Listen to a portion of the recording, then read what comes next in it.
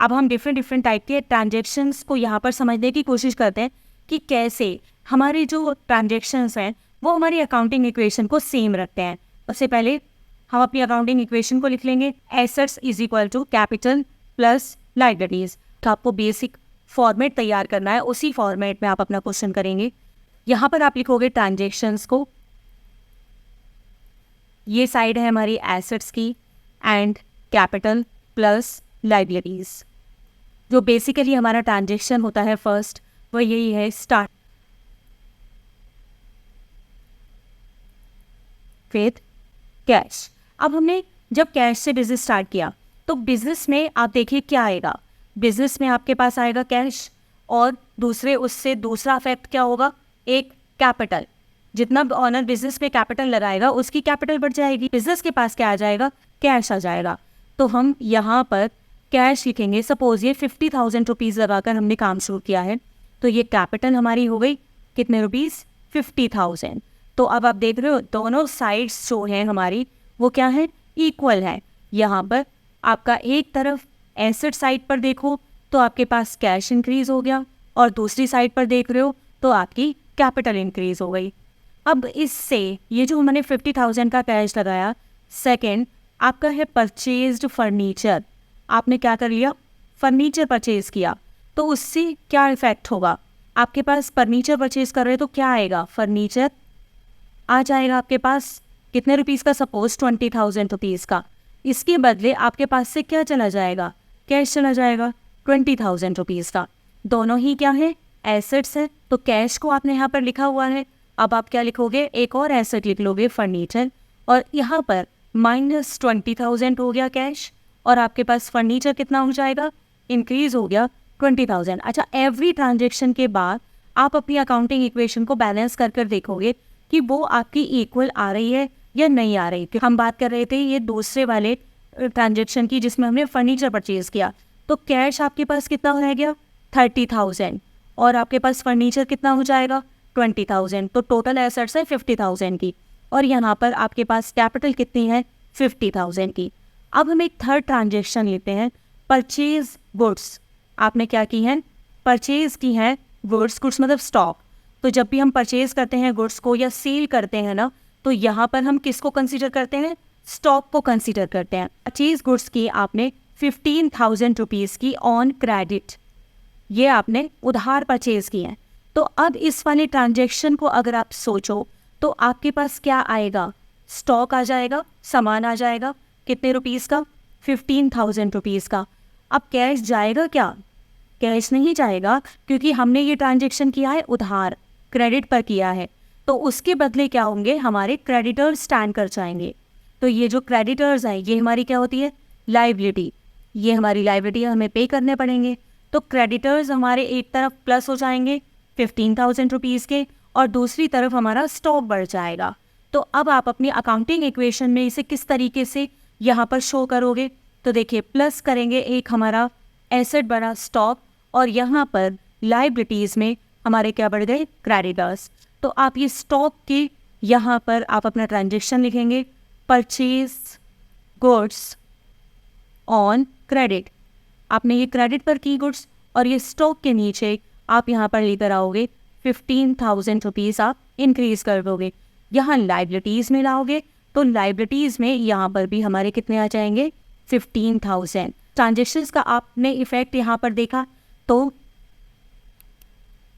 एक तरफ तो हमारे एसेट इंक्रीज हो गए 15,000 रुपीज़ के और दूसरी तरफ हमारी लायबिलिटीज़ इंक्रीज हो गई 15,000 रुपीज़ की। तो अल्टीमेटली हमारी जो इक्वेशन है वो क्या रही, वो यहाँ पर सेम रही। इसको आप टोटल करेंगे, अभी भी आपके पास 30,000 रुपीज़ का कैश है, 20,000 रुपीज़ का फर्नीचर है और 15,000 रुपीज़ का आपके पास क्या आ गया, यहाँ पर स्टॉक। और यहाँ पर देखिए 50,000 की आपके पास कैपिटल है और प्लस 15,000 रुपीज़ की आपके पास लायबिलिटी है। तो टोटल आप करेंगे 30 and 20 50, 50 and 15, the total is 65,000 rupees. और इसी तरीके से यहाँ पर भी आप देखेंगे तो 15 and प्लस 15, तो हमारी जो कैपिटल और लायबिलिटी साइड है वो भी कितनी है 65,000। अब हम देखते हैं कि एक नेक्स्ट अपना एग्जाम्पल देखते हैं। नेक्स्ट एग्जाम्पल, आपने रेंट पे किया। तो रेंट पे किया, रेंट पेड ₹10,000।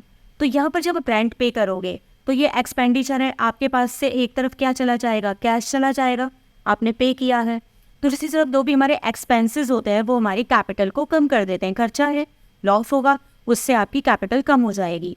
तो आप इसको यहाँ पर अपने ट्रांजैक्शन को लिखिए, रेंट पेड, रेंट पे किया कितने रुपीज़, आपके पास से कैश चला गया 10,000, कैश वाले हमारे ये भी हैं, इनमें से हमने 10,000 रुपीज़ कैश कम किया और अपनी कैपिटल को कम कर दिया 10,000 रुपीज़ से।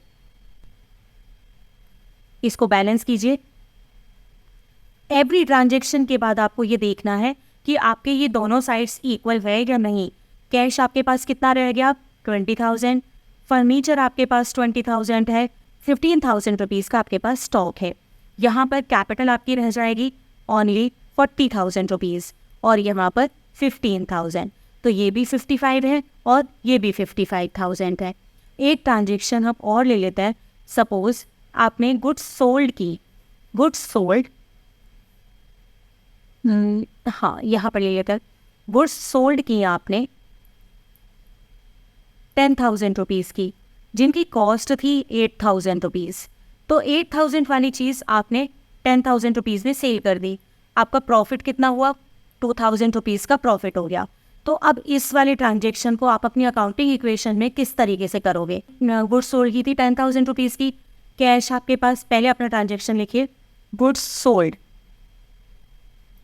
फॉर ₹10,000, तो 10,000 आपके पास कैश आ गया।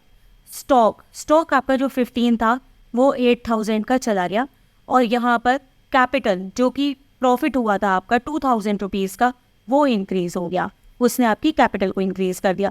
तो अल्टीमेटली यहाँ पर इफेक्ट कितना हुआ, 10,000 की आपकी एक एसेट बढ़ी और 8,000 की कम हो गई। तो नेट इफेक्ट देखें तो यहाँ पर कुल मिलाकर 2,000 रुपीज़ आपकी एक एसेट बढ़ी है और यहाँ साइड पर भी हमारा 2,000 रुपीज़ ही बढ़े हैं। तो इससे हमारी जो इक्वेशन है वो क्या हुई, सेम रही। इसको हम इक्वलाइज करते हैं। अब आपके पास कैश कितना बच जाएगा, क्योंकि आपने 10,000 की सेल कर दी तो आपके पास कैश हो गया 30,000। फर्नीचर अभी भी 20 का है और स्टॉक 15 का था, 8 का आपने सेल कर दिया और अब कितना आ गया 7,000। कैपिटल को देखेंगे 40,000 थी, 2,000 का और गेन हो गया, इट विल बी 42,000 और 15,000 के आपके पास क्रेडिटर्स है। अब आप दोनों साइड्स को अगर टोटल करके देखोगे तो इट विल कम 57,000 रुपीज़। ये हमारी अब भी अकाउंटिंग इक्वेशन हमारी सेम है। तो इसी को ही हमें करना है, because we follow double entry system. इसलिए हमारे जितने भी ट्रांजेक्शन्स होंगे, इवन एक ट्रांजेक्शन के बाद भी आप अपनी बैलेंस शीट को बना सकते हो। बैलेंस शीट में हम इन्हीं तीनों चीज़ों को शो करते हैं, लेफ्ट हैंड साइड पर कैपिटल और लाइबिलिटीज़ को और राइट हैंड साइड पर एसेट्स को। तो कोई भी एक ट्रांजेक्शन के बाद भी अगर आप यहीं पर इसी सिचुएशन के बाद यहाँ पर भी अपनी बैलेंस शीट को बनाना चाहेंगे तो भी आप उसे बना पाओगे। हर ट्रांजैक्शन के बाद आप ये देखोगे कि हमारी ये जो बेसिक हमारी इक्वेशन है, assets is equal to capital plus liabilities, ये हमेशा क्या रहती है, इक्वल रहती है। और इसी तरह से एक और क्वेश्चन की हम यहाँ पर प्रैक्टिस करते हैं जिसकी हम अकाउंटिंग इक्वेशन तैयार करेंगे। तो क्वेश्चन आप देख लीजिए। इसमें सबसे पहले हम अपना फॉर्मेट हमने बनाया अकाउंटिंग इक्वेशन का, उसमें यहाँ पर हम ट्रांजेक्शन्स को पहले शो करेंगे, उसके बाद assets is equal to liabilities and capital, में कोई अंतर नहीं है। तो सबसे पहला है Manu started business with cash. Manu ने 50,000 रुपीज़ लगाकर काम शुरू किया, तो आपके पास क्या आएगा, कैश आ जाएगा और कैपिटल इंक्रीज हो जाएगी। तो यहाँ पर कैश का कॉलम बनाओगे, उसमें 50,000 इंक्रीज कर दोगे और दूसरी साइड पर हमारे ये 50,000 रुपीज़ इंक्रीज हो जाएंगे। दोनों साइड्स इक्वल हैं अभी भी। Bought furniture for ₹500 rupees. इन 50,000 में से आपने 500 का फर्नीचर खरीद लिया, तो फर्नीचर खरीदोगे, फर्नीचर आ जाएगा, कैश कम हो जाएगा। सबसे पहले आपने यहाँ पर नरेशन कहिए या ट्रांजेक्शन लिखा, यहाँ पर कैश आपके पास से 500 रुपीज़ तक कम हो जाएगा और फर्नीचर ऐड हो जाएगा। तो इसको अगर हम बैलेंस करेंगे तो कैश कितना बचेगा, 50,000 माइनस 500, 49,500 और फर्नीचर हो गया 500 रुपीज़ का। तो टोटल अगर आप करोगे तो 50,000। आपका जो एसेट साइड है वो कितना हुआ, 50,000 और यहाँ पर भी हमारी जो कैपिटल है वो अभी भी 50,000 है, दोनों साइड से इक्वल है। अगली ट्रांजेक्शन देखते हैं, purchase goods on credit 4,000 rupees की। आपने गुड्स परचेज की तो आपके पास क्या आ जाएगा, स्टॉक आ जाएगा, लेकिन इसके बदले आपके पास से कैश नहीं जाएगा, क्योंकि ये परचेज जो आपने गुड्स की हैं, स्टॉक जो आया है, इट इज़ ऑन क्रेडिट, ये उधार पर किया है। तो जिन लोगों से हम क्रेडिट परचेज करते हैं उन्हें हम कहते हैं क्रेडिटर्स, वो हमारे क्रेडिटर्स होते हैं और उनसे हमारी लायबिलिटी क्रिएट हो जाती है। तो यहाँ पर एक तरफ तो आपकी एक एसेट स्टॉक बढ़ रहा है और दूसरी तरफ आपकी लायबिलिटी क्रेडिटर्स बढ़ रहे हैं, तो दोनों तरफ हमारी इक्वल हो जाएंगी। कैसे करेंगे, स्टॉक का कॉलम बनाएंगे, उसमें 4,000 रुपीज़ ऐड करोगे यहाँ पर, और यहाँ पर आप अपना क्रेडिटर्स का कॉलम बनाओगे, उसमें 4,000 रुपीज़ ऐड करोगे। तो अल्टीमेटली दोनों साइड पर आपके केवल 4,000 रुपीज़ इंक्रीज हो जाएंगे और आपकी इक्वेशन सेम रहेगी। आगे चलते हैं, सोल्ड गुड्स ऑन कैश, उसकी कॉस्ट थी 500 रुपीज़, वो हमने 700 रुपीज़ का सेल किया। तो जब 700 रुपीज़ का आप सेल करोगे तो कैश आएगा आपके पास 700, वो हमने कैश में ऐड कर दिया। स्टॉक आपके पास से कितने रुपीज़ का जाएगा, 500 का, तो माइनस स्टॉक 500 और 200 रुपीज़ आपको प्रॉफिट हो गया, क्योंकि 500 कॉस्ट की चीज़ आपने 700 रुपीज़ में सेल कर दी। 200 का जो प्रॉफिट होगा, ये प्रॉफिट आपको इंक्रीज कर देगा आपकी कैपिटल को। तो हम कहाँ पर कोई भी इनकम होगी तो वो आपकी कैपिटल में इंक्रीज हो जाएगी, और कोई भी एक्सपेंसेस होंगे तो वो आपकी कैपिटल को कम कर देंगे। तो ये 200 रुपीज़ आपकी कैपिटल में ऐड हो जाएंगे। Next is rent received 200 rupees का। तो आप जब रेंट रिसीव करोगे तो कैश आपके पास आएगा 200 रुपीज़ का, और दूसरी तरफ ये रेंट जो आपने रिसीव किया है दैट इज़ अ इनकम, और इनकम को हम कैपिटल में ऐड करते हैं। इनकम जितनी भी होगी वो हमारी कैपिटल को बढ़ा देती है। तो एक तरफ हमने ये कैश इंक्रीज कर दिया और दूसरी तरफ अपनी कैपिटल इंक्रीज कर दी। अगला ट्रांजेक्शन देखेंगे, परचेज गुड्स फॉर कैश 1,000। आप गुड्स परचेज कर रहे हो तो आपके पास क्या आएगा, स्टॉक आएगा 1,000 रुपीज़ का, और आपके पास से क्या चला जाएगा, कैश चला जाएगा 1,000 का। तो सिंपली आपका ये कैश का कॉलम है, इसमें से हमने 1,000 रुपीज़ कम कर दिए, और ये जो स्टॉक है इसमें आपने 1,000 रुपीज़ ऐड कर दिए, आपके पास 1,000 रुपीज़ का स्टॉक आ गया। यहाँ पर नेट देखो तो जितनी एसेट्स इंक्रीज हुई है उतनी ही डिक्रीज हो गई, कोई इफेक्ट नहीं आया टोटल पर, और ना ही हमारा राइट हैंड साइड पर कोई इफेक्ट आया है। तो आपकी इक्वेशन क्या रहेगी, सेम। आगे है withdraw for the personal use 700 rupees. जो ऑनर है मनु, उसने अपने पर्सनल यूज़ के लिए 700 रुपीज़ निकाले हैं। जब वो कैश निकालेगा बिजनेस से तो बिजनेस से कैश चला जाएगा, कैश चला गया। और दूसरी तरफ ड्राइंग्स, जितनी भी हमारी ड्राइंग्स होती हैं वो हमारी कैपिटल को कम कर देती है।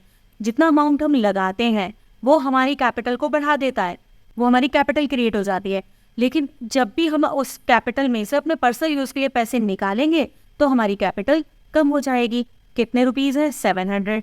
देखिए, withdraw for the personal use, cash आपने कम किया 700 रुपीज़ और कैपिटल आपने कम की 700 रुपीज़, क्योंकि कैपिटल कम हो गई। Next is paid to creditors. आपने क्रेडिटर्स को पे कर दिए 400 रुपीज़, उनसे सामान लिया था, पहले स्टॉक लिया था, अब आपने उनको पे कर दिया। तो जब आप पे करोगे तो कैश आपके पास से चला जाएगा, और दूसरी तरफ आपकी जो क्रेडिटर लाइबिलिटी थी वो भी आपकी कम हो जाएगी। तो कैश को यहाँ पर पेड टू क्रेडिटर्स, कैश आपने कम किया और दूसरी तरफ आपने अपने क्रेडिटर्स कम कर दिए। दोनों साइड से आप देख रहे हो 400 और 400 माइनस हो रहे हैं, तो आपकी इक्वेशन क्या रहेगी, सेम रहेगी। अगला है सैलरीज पेड की। सैलरीज पे करोगे तो आपके पास से क्या जाएगा, कैश चला जाएगा, कैश चला गया कितने रुपीज़, 200। फिर ये एक्सपेंस है, और एक्सपेंस हमारी कैपिटल को क्या कर देता है, कम कर देता है। तो एक तरफ से आप कैश में से कम करोगे और एक तरफ आप अपनी कैपिटल में से कम करोगे। उसके बाद आप नेट बैलेंस निकाल लोगे। अगर यहीं पर ही इस ट्रांजेक्शन के बाद आपको बोला जाए कि आप इसकी बैलेंस शीट भी तैयार करो, तो बैलेंस शीट बनाएंगे हम। तो मीन्स ये सारी हमारी एसेट्स हैं, एसेट्स को हम राइट हैंड साइड पर रखते हैं। तो उसमें है हमारे पास कैश 48,100, ये हमने यहाँ पर लिख दिया कैश को। उसके बाद फर्नीचर है 500 रुपीज़ का, वो हमने यहाँ पर लिख दिया। और उसके बाद है स्टॉक 4,500। तो टोटल हमारी एसेट्स आ गई 53,100 की। अब लाइबिलिटी साइड को देखते हैं तो यहाँ पर हमारे क्रेडिटर्स कितने हैं, 3,600 लाख, तो वो हमने यहाँ पर पुट किए। और कैपिटल इज 49,500, वो हमने यहाँ पर शो कर दी। तो दोनों हमारी इक्वल आ गए। यही हमारी बैलेंस शीट का बेस है। जो हमारी इक्वेशन है assets is equal to liabilities plus capital, तो यही आप इसे कहिए बैलेंस शीट इक्वेशन भी कहते हैं हम, इसीलिए क्योंकि इसी के बेस पर हमारी बैलेंस शीट तैयार हो जाती है। अकाउंटिंग इक्वेशन में आगे चलते हुए हम दो ऐसे ट्रांजेक्शन्स को अब डिस्कस करने जा रहे हैं जिनको कि हमें कैपिटल में ही ऐड करना पड़ता है और कैपिटल में से ही माइनस करना पड़ता है। उनका इफेक्ट केवल यही रहेगा कि वो कैपिटल में ही ऐड होंगे और कैपिटल में से ही माइनस होंगे। अब वो कौन से ट्रांजेक्शन्स हैं वो देखते हैं। इंटरेस्ट ऑन कैपिटल, ऑनर को वो जो कैपिटल लगाता है उसके लिए हम प्रॉफिट तो देते ही देते हैं, उसके साथ साथ कभी कभी उसको इंटरेस्ट भी दिया जाता है। तो ये जो इंटरेस्ट उसे प्रोवाइड किया जाएगा, interest on capital, that will be A expense for the business. हम बिजनेस के लिए तो अकाउंट्स बना रहे हैं, तो ये बिजनेस के लिए क्या हो गया, एक्सपेंस। और एक्सपेंसेस की तरह से कैपिटल को क्या कर देगा, कम कर देगा। हम इसे कैपिटल में से माइनस कर देंगे। अब दूसरी तरफ ऐड किस लिए करोगे, क्योंकि ये हमारी जो कैपिटल की लायबिलिटी है उसे और बढ़ा देगा। हमको पहले ऑनर को देने थे, लायबिलिटी थी सिर्फ 1 लाख रुपीज़ की, और अब कितने देने हैं, 10,000 और देने हैं, तो टोटल इंक्रीज हो गई लायबिलिटी। तो जब ऑनर की कैपिटल लायबिलिटी इंक्रीज हो जाएगी तो कैपिटल में हम ऐड कर देंगे। इसी तरह से हम आते हैं इंटरेस्ट ऑन ड्राइंग्स पर। ड्राइंग्स क्या होता है, वो अमाउंट जो कि ऑनर अपने पर्सनल काम के लिए बिजनेस से निकाल लेता है, तो इस पर इंटरेस्ट चार्ज किया जाता है। तो this interest on drawings is a income for the business. ये बिजनेस को मिलेगा क्योंकि जो ऑनर ने यूज़ किया है पैसा बिजनेस से निकाल कर, उस पर वो इंटरेस्ट देगा, तो वो हमारे बिजनेस के लिए क्या हो जाएगा, इनकम। कैपिटल को इंक्रीज कर देती है तो हम उसको ऐड करते हैं यहाँ पर। और दूसरी तरफ ऑनर की कैपिटल इससे कम हो जाएगी क्योंकि पहले उसकी जो ड्राइंग्स उसने किए हुए थे उसके साथ अब उसने ऐसा माना चाहेगा कि ये जो उस पर इंटरेस्ट चार्ज किया गया है ड्राइंग्स पर, वो भी उसका डिडक्ट हो गया। तो एक तरफ ये हम कैपिटल में ऐड करेंगे क्योंकि ये प्रॉफिट है बिजनेस का, और प्रॉफिट हमारे कैपिटल को इंक्रीज कर देता है। दूसरी तरफ ऑनर की कैपिटल इससे कम हो जाएगी क्योंकि ऑनर के लिए क्या हो जाएगा, ये लॉस हो जाएगा। तो ये दो ट्रांजेक्शन्स ऐसे हैं हमारे, इंटरेस्ट ऑन कैपिटल और इंटरेस्ट ऑन ड्राइंग्स। रेवेन्यू, तो रेवेन्यू हमारी ऑनर्स इक्विटी को बढ़ा देते हैं, वो कैपिटल में ऐड करोगे, और एक्सपेंसेस हमारी इक्विटी को कम कर देते हैं। आप नेट प्रॉफिट निकालोगे इनमें से रेवेन्यू माइनस एक्सपेंस करके। तो अगर ये पॉजिटिव है, मीन्स अगर हमने प्रॉफिट अर्न किया है, तो ये हमारी कैपिटल को इंक्रीज करेंगे और उनको कैपिटल में हम क्या कर देते हैं, ऐड कर देते हैं। और अगर ये नेगेटिव हुआ, मतलब ये लॉस हुआ और हमारे एक्सपेंसेस ज़्यादा हैं रेवेन्यूज से, तो हमें क्या हो जाएगा, लॉस। वो हमारी इक्विटी को कम कर देगा, तो उन्हें कैपिटल में से, लॉसेस को हम कैपिटल में से क्या कर देंगे, माइनस कर देंगे। आउटसाइडर्स लाइबिलिटीज़, आउटसाइडर्स इक्विटी का मतलब आउटसाइड लाइबिलिटीज़। तो ये लाइबिलिटीज़ हमारी जो भी हमें बाहर के लोगों को, ऑनर के अलावा, ऑनर की जो लाइबिलिटी होती है उसे तो हम कैपिटल कह देते हैं, और ऑनर के अलावा जिन लोगों की हमें लाइबिलिटीज़ पे करनी पड़ती है, that is called outsiders equity या लाइबिलिटीज़। एसेट्स क्या हैं, एसेट्स मतलब सारी हमारी प्रॉपर्टी या पोजेशंस में जो गुड्स हैं, that are called assets. Assets का हमारा डेबिट बैलेंस होता है। जब भी हमें एसेट्स को इंक्रीज करना हो तो उन्हें डेबिट करना होता है, और अगर हमें कम करना हो तो क्रेडिट करना होता है। Next is effect of outstanding expenses. Outstanding expenses हमारे कौन से होते हैं, जो कि अभी पेंडिंग है, मीन्स हमें वो पे करने हैं, हमारे ईयर के हो चुके हैं लेकिन अभी हमने पे नहीं किए। सपोज आप सैलरी पे करते हो, अपने ऑर्गेनाइजेशन में आप सैलरी पे करते हो 1 लाख रुपीज़ पर मंथ, तो 12 मंथ्स के हिसाब से आपके जो टोटल अकाउंटिंग ईयर की आपकी जो सैलरी हो गई, दैट इज़ 12 लाख। आपने 11 मंथ्स की सैलरी पे कर दी है, लेकिन जो मार्च मंथ है उसकी 1 लाख सैलरी अभी पेंडिंग है, वो आप नेक्स्ट मंथ की कुछ 7 या 10 डेट पर पे करोगे। तो ये जो हमारी पेंडिंग सैलरी बच जाएगी जो अभी आपने पे नहीं की, that is called outstanding salary. तो जितने भी हमारे आउटस्टैंडिंग खर्चे होते हैं, चाहे वो सैलरी है, रेंट है, कुछ भी हो, दे आर कॉल्ड लाइबिलिटीज़। वो हम किस में कैटेगराइज करते हैं, लाइबिलिटीज़ है, क्योंकि वो आपको भी पे करनी है। अब हम देखते हैं कि आउटस्टैंडिंग अगर कोई भी एक्सपेंडिचर होता है तो उसको हम अपनी अकाउंटिंग इक्वेशन में जो कि है assets is equal to capital plus liability, उसमें कैसे डील करेंगे। तो देखिए आउटस्टैंडिंग अगर कोई भी है सैलरी, तो ये आपका एक तरफ तो होगा एक्सपेंस, और एक्सपेंस हमारी कैपिटल को कम कर देते हैं। तो एक तरफ तो आप इसे कैपिटल में से माइनस करोगे, और दूसरी तरफ ये हमको अभी पे करना है, इसलिए है हमारी ये लायबिलिटी। तो इनको आप लायबिलिटीज़ में ऐड कर दोगे, किस नाम से, आउटस्टैंडिंग सैलरी के नाम से, या जो भी आपका एक्सपेंस पेंडिंग है उसी नाम से। नेट इफेक्ट क्या पड़ा, चेंज नहीं हुआ।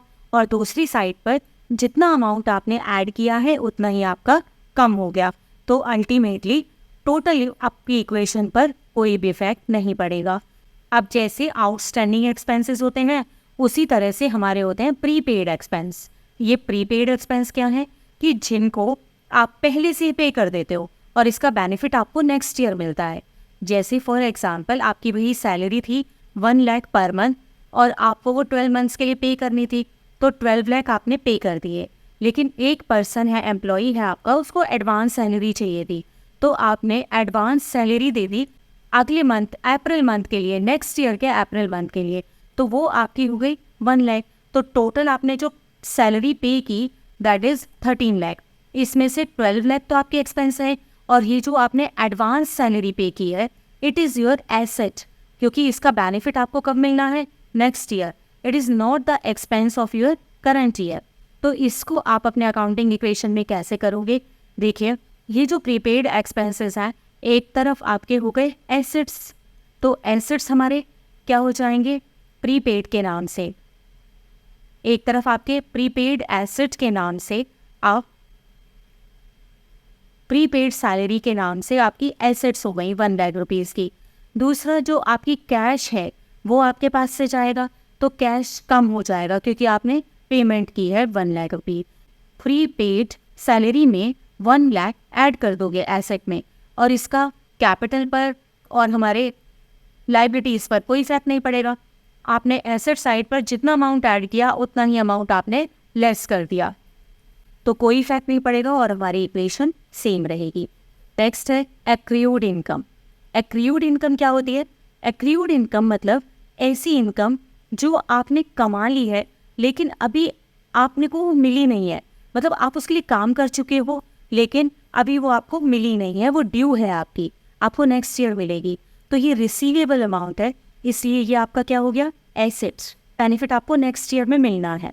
तो एक तरफ तो आपकी ये एक्रीयूड इंटरेस्ट के नाम से क्या हो जाएगी, एसेट तैयार हो जाएगी, और दूसरा ये आपके लिए इनकम है, आपने कमा तो ली है चाहे वो आपको मिली नहीं है, ये तो एक तरफ से ये आपकी हो गई इनकम। और सारी इनकम हमारे कैपिटल को क्या कर देती है, इंक्रीज कर देती हैं। तो अकाउंटिंग इक्वेशन में आप कैसे करोगे, एसेट साइड पर आप अपना एक कॉलम बनाओगे, एक्रीयूड इनकम, जो भी इनकम का नाम दिया हुआ है उसे लिखोगे, और यहाँ पर कैपिटल साइड पे आप इसी इनकम को ऐड कर दोगे, तो दोनों साइड इक्वल हो जाएंगी। इसी तरह से नेक्स्ट होगा इनकम रिसीव्ड इन एडवांस। कोई ऐसी इनकम जो कि आपने पहले रिसीव कर ली है, आपके पास आ गई है, लेकिन अभी आपने उसके लिए काम नहीं किया है, वो आपको एडवांस में रिसीव हो गई है। तो जो कोई भी ऐसी इनकम होगी, इनकम इन एडवांस अगर आपको मिल गई है, तो इसका इफेक्ट देखिए बेटा क्या होगा। एक तरफ तो आपको कैश मिला, कैश मिल गया तो आपने एसेट कैश को ऐड कर दोगे, दूसरी तरफ ये अभी आपकी लाइबिलिटी है क्योंकि इसके लिए आपको काम करना है, अभी आपको मिल तो गई है लेकिन ये आपकी लाइबिलिटी है। तो इसको आप किस तरह से डील करोगे,